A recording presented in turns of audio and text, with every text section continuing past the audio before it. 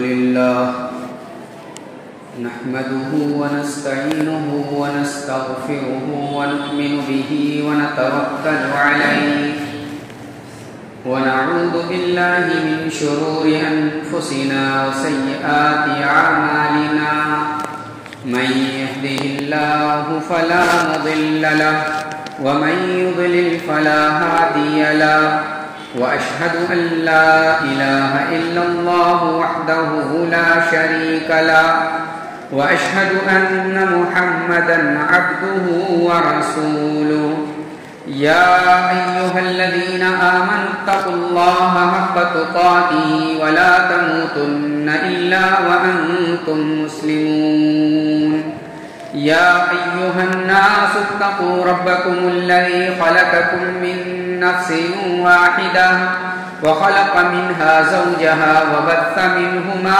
رجالا كثيرا ونساء واتقوا الله الذي تساءلون به والأرحام إن الله كان عليكم رقيبا يا أيها الذين آمنوا اتقوا الله وقولوا قولا سديدا يصلح لكم أعمالكم ويغفر لكم ذنوبكم ومن يطع الله ورسوله فقد فاز فوزا عظيما أما بعد فإن خير الحديث كتاب الله وخير الهدي هدي محمد صلى الله عليه وسلم وشر الأمور محدثاتها وكل محدثة بدعة وكل بدعة ضلالة وكل ضلالة في النار أعوذ بالله السميع العليم من الشيطان الرجيم بسم الله الرحمن الرحيم لن ينال الله لحومها ولا دماؤها ولكن يناله التقوى منكم رب اشرح لي صدري ويسر لي أمري واحلل عقدة من لساني يفقهوا قولي رب زدني علما. محترم حاضرین جمعہ، اسلامی بھائیوں، بزرگوں، نوجوان ساتھیوں، پردہ نشین اسلامی ماں اور بہن، ہم سب اپنا دوسرا اسلامی عظیم تہوار عید الاضحیٰ کی خوشیاں منا کر کے فارغ ہوئے. یہ عید الاضحیٰ ہمارا اسلامی تہوار ہے اور اللہ تبارک و تعالی نے اس عظیم الشان تہوار کو ایک عظیم عبادت اور ایک عظیم یادگار سے جوڑ دیا ہے. وہ ہے سیدنا ابراہیم علیہ الصلاۃ والتسلیم کی قربانی، جنہوں نے اپنے بیٹے، اپنے لخت جگر اور نور نظر سیدنا اسماعیل علیہ الصلاۃ والسلام کی قربانی پیش کر کے ایک یادگار اور مثال قائم کی تھی. ہم اور آپ سیدنا ابراہیم علیہ الصلاۃ والسلام کی یہ سنت اور اپنے پیارے رسول جناب محمد الرسول اللہ صلی اللہ علیہ وسلم کی سنت کو ادا کرتے ہوئے عید الاضحیٰ کے مبارک دن سے لے کر کے ایام تشریق تک، یعنی کل ٹوٹل 4 دنوں تک قربانی اللہ کی راہ میں پیش کرتے ہیں. اور اس قربانی سے ہمارا مقصد صرف ایک ہوتا ہے کہ اللہ تبارک و تعالی راضی ہو جائے، اللہ کا تقرب مل جائے، اللہ تعالی اپنے خصوصی بندوں میں شامل فرمائے. یہ قربانی جو ہم اللہ رب العالمین کی بارگاہ میں پیش کرتے ہیں، اس قربانی کے پیش کرنے کا مقصد صرف یہ نہیں کہ ہم نے جانوروں کی گردن پر چھری چلا دی اور خون بہا دیا اور اس کے گوشت کو کھا لیا اس کی ہڈیاں پھینک دی، اس کے خون کو گٹر میں اور نالی میں بہا دیا، اور اس کے فضلات کو ہم نے کوڑے دان میں پھینک دیا۔ قربانی کا یہ مقصد ہے۔ قربانی کا مقصد یہ نہیں کہ ہم گوشت پوشت کھائیں، ہم خوشیاں منائیں اور اپنے من کی زندگی گزاریں۔ قربانی کا سب سے عظیم مقصد یہ ہے کہ جس طریقے سے ہم نے اللہ رب العزت والجلال کے حکم پر جانوروں کی گردن پر چھری چلائی ہے، اسی طریقے سے اللہ کے حکم پر اللہ کے احکامات کی تعمیل کرتے ہوئے اپنے خواہشات پر بھی چھری چلانا ہے، اپنے من پر بھی چھری چلانا ہے، اور اس کو بھی اسی طریقے سے کچلنا ہے اور کاٹنا ہے جس طریقے سے ہم نے اللہ کے حکم پر جانوروں کی گردن پر چھری چلا کر کے اللہ کا تقرب حاصل کرنے کی کوشش کی۔ حضرات، سب سے پہلی چیز ہم سب کو یہ قربانی جو سکھلاتی ہے کہ ہم اپنی خواہشات پر چھری چلائیں۔ قربانی تو سب کرتے ہیں، جسے اللہ نے بہت نوازا ہے وہ بھی کرتا ہے، جسے اللہ نے مڈل کلاس بنایا ہے وہ بھی کرتا ہے، اور جسے اللہ تبارک و تعالیٰ نے لوور کلاس بنایا ہے، اگر قربانی آتے آتے اس کے پاس بھی روپیے اور پیسے ہو گئے تو چند روپیہ ہی لگا کر کے ایک جانور لا کر کے اللہ کی راہ میں قربان کر دیتا ہے۔ قربانی کرنا جانوروں کی بہت آسان ہے، لیکن اس قربانی سے جو ملنے والا درس ہے، اس قربانی سے ملنے والا جو سبق ہے، اس سبق پر کبھی ہم نے دھیان نہیں دیا۔ سال بھر تک ہم اپنی خواہشات پر عمل کرتے رہتے ہیں، خواہشات کے پیچھے دوڑتے رہتے ہیں، اور خواہشات کو کبھی کچلنے کی کوشش نہیں۔ اللہ تبارک و تعالی قرآن کریم سورہ صاد کے اندر فرماتا ہے، حضرت داؤد علیہ الصلاۃ والتسلیم کو مخاطب کرتے ہوئے، یا داؤد انا جعلناک خلیفۃ فی الارض فاحکم بین الناس بالحق ولا تتبع الهوى فیضلک عن سبیل اللہ۔ اے داؤد، ہم نے دنیا کے اندر، ہم نے سرزمین کے اندر تمہیں خلیفہ بنا کر کے بھیجا ہے۔ یا داؤد انا جعلناک خلیفۃ فی الارض، کیا کرنا ہے؟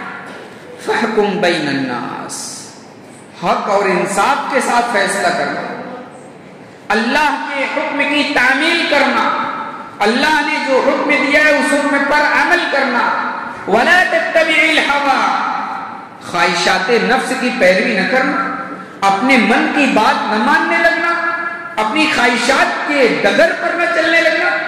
اگر ایسا کرو گے فَيُضِلَّكَ عَن سَبِيلِ اللَّهِ، تو یہ خواہشات نفس کی پیروی ہے، یہ اتباع نفس جو ہے یہ تمہیں تمہارے سیدھے راہ سے گمراہ کر دے گا، راستے سے بھٹکا دے گا، صحیح راستے پر تم نہیں آؤ گے۔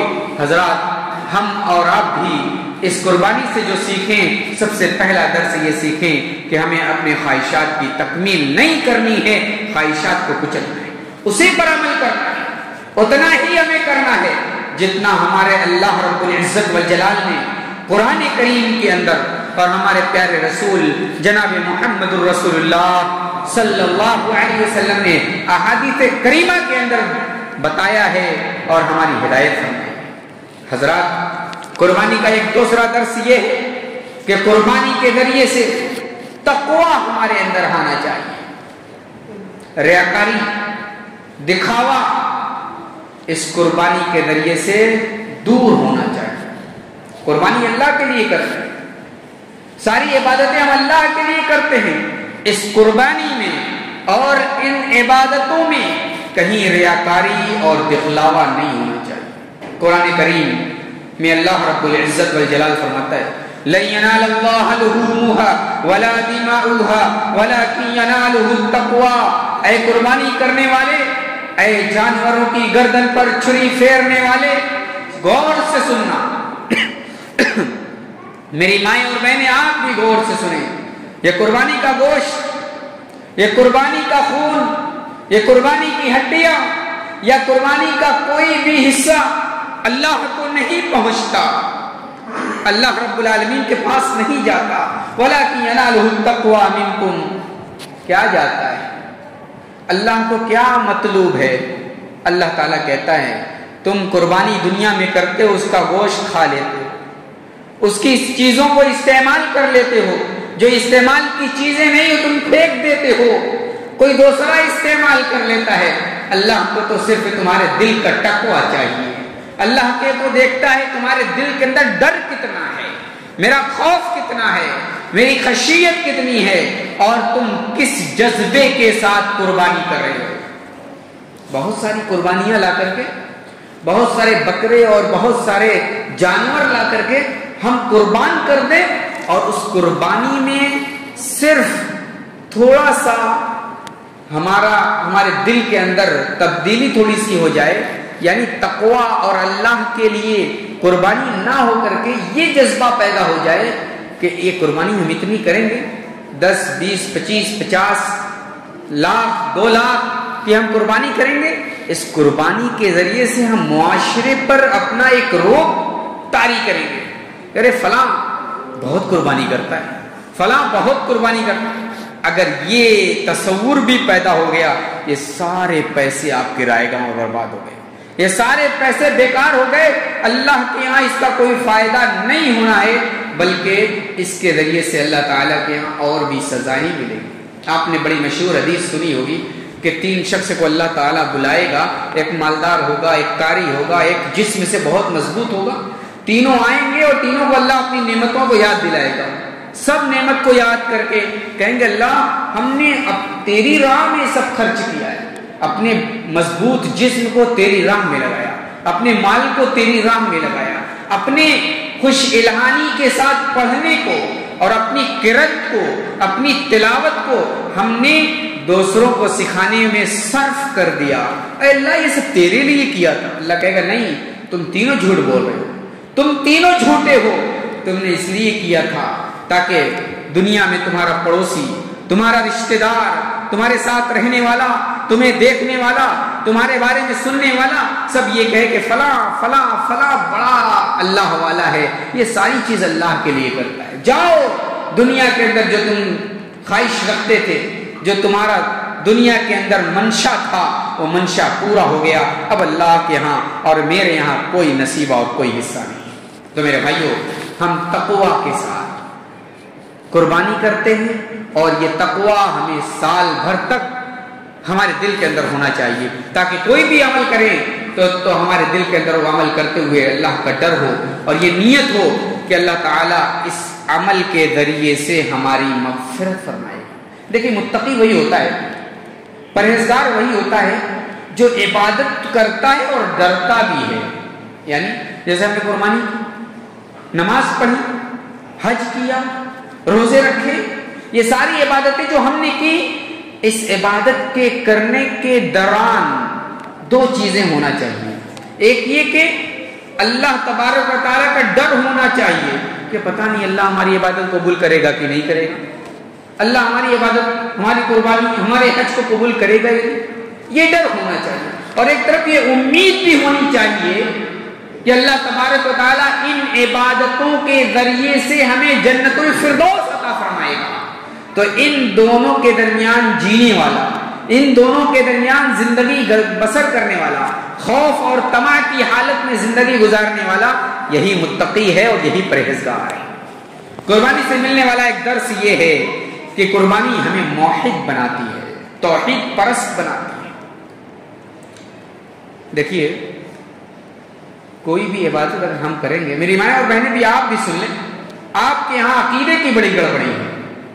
قربانی کا ایک درس یہ ہے کہ قربانی ہمیں توحید پرست بناتی ہے، کہ توحید اگر ہوگی، عقیدہ درست ہوگا تو ہماری قربانی درست ہوگی. اور عقیدے کے اندر گڑبڑی آئی، عقیدے کے اندر شرک کی غلاظت آ گئی، شرک کی آمیزش آ گئی، آپ قربانی پر قربانی کرتے رہیں، آپ کی قربانی قبول نہیں ہوگی.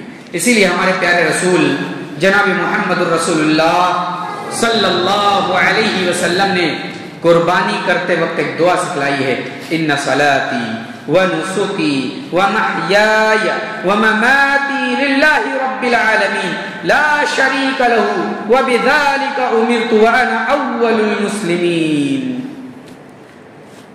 قربانی کرتے وقت یہ دعا پڑھنی چاہیے. اور اس دعا میں کیا درسایا گیا ہے, اس دعا میں کیا کہا گیا ہے, ذرا سنیے. اللہ کے نبی نے فرمایا ان صلاتی ونسکی ومحیای, اے اللہ میری نماز, میری عبادت, میری قربانی, میرا مرنا اور میرا جینا, ومحیای للہ, اللہ کے لیے, لا شریک لہ وبذالک امرت. یہ جو ہماری عبادتیں ہیں نا, ان عبادتوں میں اللہ کے علاوہ کوئی شریک نہیں. وانا اول المسلمین, ہم تو شروع ہی سے مسلمان ہیں. تو قربانی ہمیں موحد بناتی ہے. ذرا غور کیجئے, سیدنا ابراہیم علیہ السلام جن کی سنت کو ہم ادا کرتے ہیں, جنہوں نے اس دھرتی پر اور اس سرزمین پر ایسی قربانی پیش کی کہ نہ ان سے پہلے کسی نے ایسی قربانی پیش کی تھی اور نہ ان کے بعد قیامت کی صبح تک کوئی ایسی قربانی پیش کر سکتا ہے. اللہ تبارک و تعالیٰ کو ان کی قربانی کتنی پسند آئی کہ اللہ نے رہتی دنیا تک کے لیے اس قربانی کے عمل کو مشروع قرار دیا. یہ ابراہیم علیہ السلام کیسے تھے, ان کا عقیدہ کیسا تھا, ذرا غور کیجئے. قرآن میں اللہ نے فرمایا قد كانت لكم أسوة حسنة في إبراهيم والذين معه إذ قالوا لقومهم إنا براء منكم ومما تعبدون من دون الله كفرنا بكم وبدأ بيننا وبينكم العداوة والبغضاء أبدا حتى تؤمنوا بالله وحده إلا قول إبراهيم لأبيه لأستغفرن لك وما أملك لك من الله من شيء. اللہ نے فرمایا اے نبی, آپ کے لیے ابراہیم علیہ السلام کی زندگی نمونہ ہے. ابراہیم اکیلے تھے, ابراہیم تنہا تھے. انہوں نے اپنی قوم سے, اپنے رشتہ داروں سے بغاوت لے لی اور صاف طور سے کہہ دیا انا براء منکم ومما تعبدون من دون اللہ. اے میری قوم کے لوگوں, اے میرے گھر کے والوں, اے میرے رشتہ داروں, سن لو, میں تم لوگوں سے اور جن کی تم عبادت کرتے ہو, جس کی تم پوجا کرتے ہو, جس کی تم پرستش کرتے ہو, ان سب سے برات کا اظہار کرتا ہوں, ان سب سے بیزاری کا اظہار کرتا ہوں.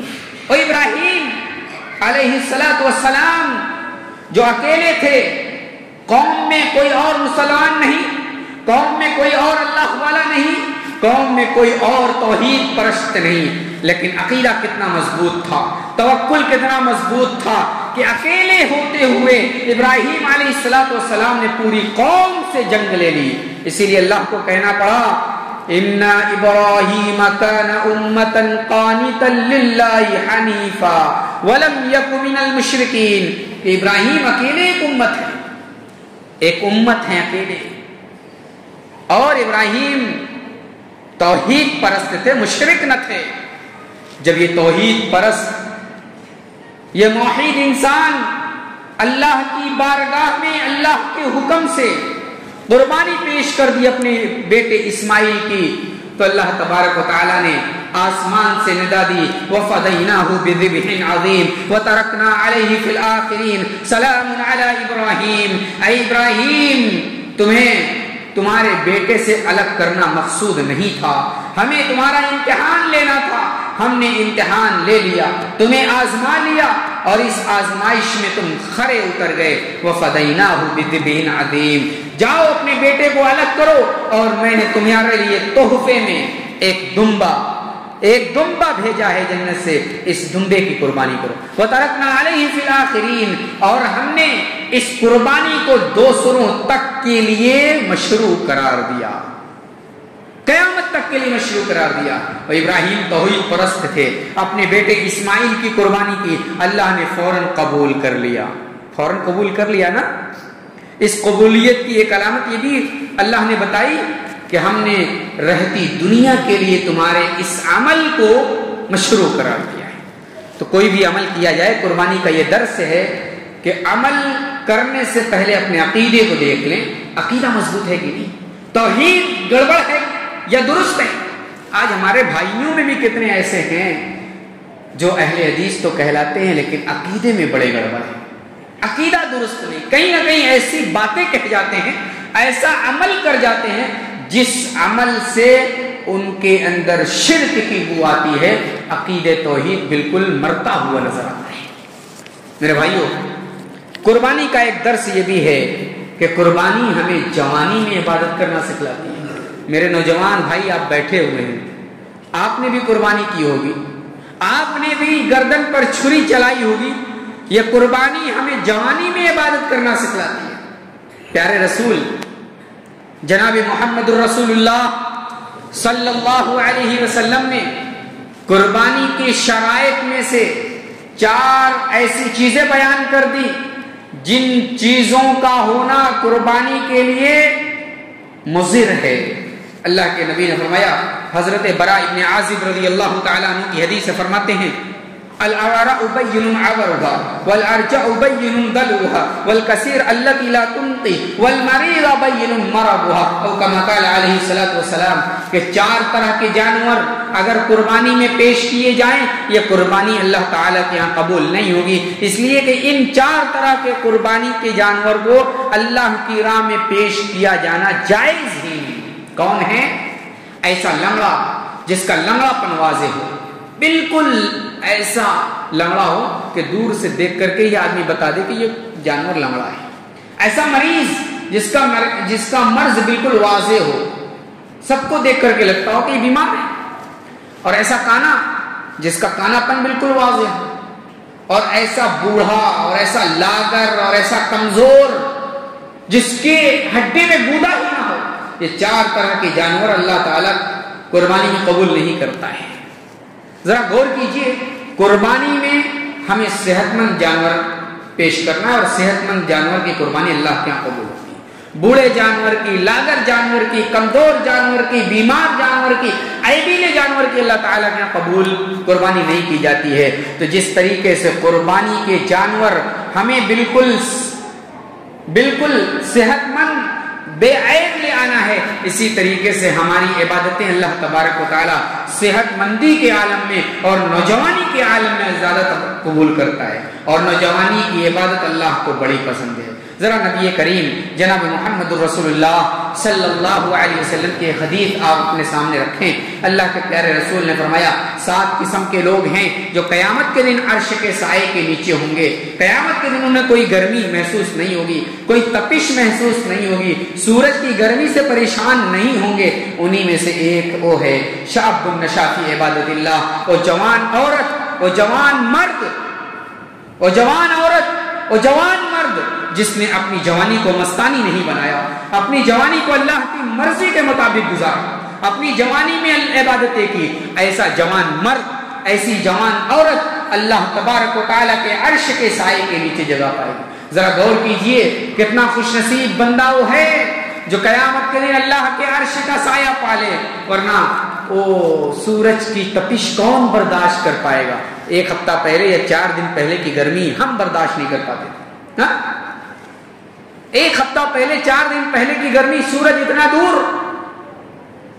اس کی گرمی اور اس کی تپش 47 48 ڈگری، 50 اور 52 ڈگری اور 55 ڈگری، اس کو ہم برداشت نہیں کر پاتے ہیں، اور جب 90 ڈگری اور 100 ڈگری ہوگا تو اس کا کیا حال ہوگا؟ کیا ہوگا؟ کیسے برداشت کر پائیں گے؟ کس طریقے سے اس پسینے سے بچ پائیں گے؟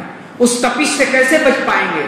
وہ تپش ایسی آج 47 46 45 ڈگری ہوتا ہے تو اموات ہونے لگتی ہے، لوگوں کا انتقال ہونے لگتا ہے۔ وہ گرمی ایسی ہوگی کہ گرمی ہی گرمی لگے گی، لیکن کوئی اس دن مرے گا نہیں، اس دن کسی کا انتقال نہیں ہوگا، بلکہ عذاب میں اضافہ ہی ہوتا رہے گا، وہ سورج اتنا قریب ہوگا۔ تو میرے نوجوان ساتھیوں، ہم اور آپ کو اس دن کی گرمی سے بچنے کا انتظام کرنا چاہیے، اس دن کی گرمی سے بچیں۔ ایک اور حدیث اپنے سامنے رکھیے، اللہ کے نبی نے فرمایا، اغتنم خمسا قبل خمس شبابک قبل حرمک، 5 چیزوں سے پہلے غنیمت سمجھو۔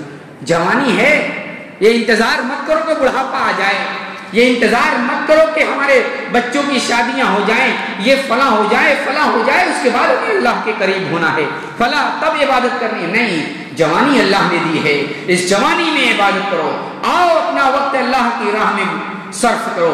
اس وقت کو جو صرف کرو گے کل قیامت کے دن اللہ تبارک و تعالیٰ اس کا بہترین اور خوب اجر دے گا۔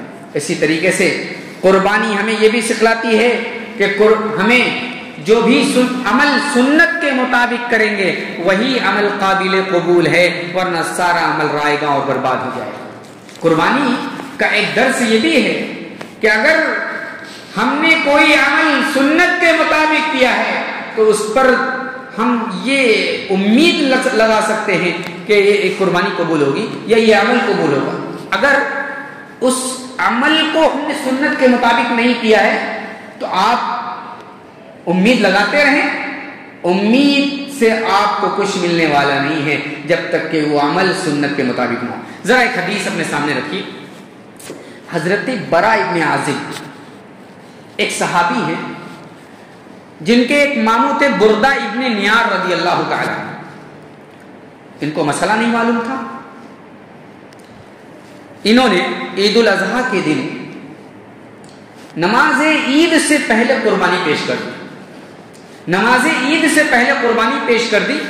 خطبہ عید کے دوران اللہ کے پیارے رسول جناب محمد الرسول اللہ صلی اللہ علیہ وسلم کا احساس ہو گیا، گوشت کی خوشبو ملنے لگی، جس سے یہ احساس ہوا کہ لگتا ہے کہ کسی نے قربانی عید الاضحیٰ کی نماز سے پہلے ادا کر دی۔ اللہ کے نبی نے دریافت کیا، پتہ چلا ہاں فلاں نے عید کی نماز پڑھنے سے پہلے قربانی پیش کر دی۔ اللہ کے پیارے رسول نے فرمایا یہ تو صرف ایک گوشت ہے، یہ قربانی نہیں ہے، قربانی اسی وقت ہوگی جب ہم عید الاضحیٰ کی نماز کے ادا کرنے کے بعد قربانی پیش کریں گے، تبھی قربانی ہوگی، ورنہ عید کی نماز سے پہلے جو قربانی کی گئی ہے وہ قربانی نہیں ہے، یہ عام گوشت ہے، کھایا پیا جا سکتا ہے لیکن قربانی کا ثواب نہیں ملے گا۔ ایک حدیث کے اندر اللہ کے نبی نے فرمایا من ذبح قبل الصلاة فیا لحم قدمه لأہلہ، جس نے قربانی نماز عید سے پہلے ادا کر لی، پیش کر دی اللہ کی راہ میں، تو ایک گوشت ہے جو انہوں نے اپنے گھر والوں کے لیے پیش کیا ہے۔ اور ومن ذبح بعد الصلاة فهي النسک او کما قال علیہ الصلوۃ والسلام، اور جس نے قربانی عید الاضحیٰ کی نماز کے بعد پیش کی اس کی قربانی ہوگی، اس کی قربانی اللہ کے یہاں قبول کی جائے گی۔ تو معلوم ہوا جو عمل سنت کے مطابق ادا کیا جائے اسی پر ہمیں ثواب ملے گا، اسی پر امید رکھی جائے گی۔ اب دیکھیے قربانی عید سے پہلے یعنی عید الاضحیٰ کی نماز پر 1 گھنٹے کا فاصلہ مان لیجیے، عید الاضحیٰ کی نماز ادا کرنے سے پہلے قربانی پیش کی، جانور بھی وہی، چھری بھی وہی، قربانی کرنے والا بھی وہی، لیکن قربانی نہیں۔ لیکن نماز عید کے بعد جانور بھی وہی، چھری بھی وہی، چھری پھیرنے والا بھی وہی، قربانی قبول ہو گئی۔ تو کیا سمجھ میں آیا؟ اس لیے کہ سنت یہ ہے کہ عید کی نماز کے بعد قربانی پیش کی جائے، اور عید کی نماز کے بعد پیش کی گئی تو قربانی، عید کی نماز سے پہلے پیش کی گئی تو قربانی نہیں۔ اسی طریقے سے جو بھی عمل ہے اس عمل کو پہلے سنت پر پرکھیں اور تولیں، اس کے بعد پیش کریں تو انشاءاللہ قربانی قبول ہوگی اور عمل قبول ہوگا، اور عمل اللہ تعالیٰ کے ہاں اس کا اجر و بہترین اجر و ثواب ملے گا۔ ایک اور چیز، قربانی ہمیں یہ بھی درس دیتی ہے کہ ہم خدمت خلق کریں، لوگوں کی خدمت۔ قرآن کریم میں اللہ نے فرمایا فَكُلُوا مِنْهَا وَآتِمُوا الْقَانِيَ وَالْمُعْتَرَ فَكُلُوا مِنْهَا وَآتِمُوا الْبَائِسَ الْفَقِيرَ، کہ قربانی جو تم کرتے ہو اس قربانی میں تمہارا بھی حق ہے اور مانگنے والوں کا بھی حق ہے اور نہ مانگنے والوں کا بھی حق ہے، یعنی فقراء اور مساکین کو بھی دیا جائے، اپنے قربانی میں شامل کیا جائے۔ جس طرح یہ خدمت خلق ہی ہے کہ اپنے ساتھ ساتھ قوم کی بھی خدمت کی جائے، مخلوق کی بھی خدمت کی جائے، مخلوق کے بھی حقوق کو ادا کیا جائے۔ جس طریقے سے ہم قربانی میں اپنے بھائی بندوں کا حق ادا کرتے ہیں، اسی طریقے سے دوسری چیزوں میں بھی ہم اپنے بھائیوں کا، ہم اپنے پڑوسیوں کا، ہم اپنے رشتہ داروں کا، ہم اپنے محلے والوں کا، سب کا خیال رکھیں اور خدمت خلق کا جذبہ اپنے اندر ضرور پیدا کریں۔ ایک چیز آج کل جو ہے پانی کا مسئلہ ہے، پانی جو کہ پانی کی سطح بہت نیچی ہو چکی ہے، اور ہر علاقے میں پانی کی بہت دقت ہے. کچھ ممالک تو ایسے ہیں جہاں پانی ملتا ہی نہیں، بڑا مشکل سے ملتا ہے. اللہ کا شکر ہے کہ آج بھی ہمیں پانی مل رہا ہے، لیکن ہم دیکھتے ہیں ہماری مائیں اور بہنیں بھی جو ہے پانی کا بہت غلط استعمال کرتی ہیں. پانی حساب سے استعمال کیجئے، اور پانی جو بچ رہا ہے اس پانی سے ان کی مدد کیجئے جن کے یہاں پانی نہیں آتا. یہ بھی خدمت خلق ہے، قربانی کا درس یہ بھی ہے. تو پانی کو بیجا نہ بھائی. اللہ کے نبی صلی اللہ علیہ وسلم جو ہے بہت تھوڑے سے ایک بالٹی میں غسل کیا کر لیتے تھے. آج میں ہوں یا آپ ہوں، سب کا ہی مسئلہ ہے کہ پتہ نہیں 30 40 50 100 لیٹر میں ہم غسل کرتے ہیں. تو یہ اتنا اسراف نہیں ہونا چاہیے. دیکھیے اللہ کی بہت بڑی نعمت ہے، اور اگر پانی گہرائی میں چلا گیا تو کوئی مشین اور کوئی چیز کام نہیں کرے گی. اس لیے اس پر ضرور دھیان دیں. اللہ تعالی ہم سب کی جملہ عبادتوں کو قبول فرما لے.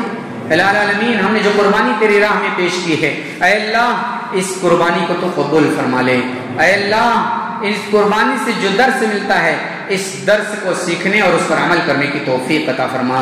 العالمین، جب تک زندہ رکھ، اسلام پر زندہ رکھ، عقید توحید پر زندہ رکھ. جب خاتمہ ہو کلمہ توحید لا الہ الا اللہ زبان پر ہو.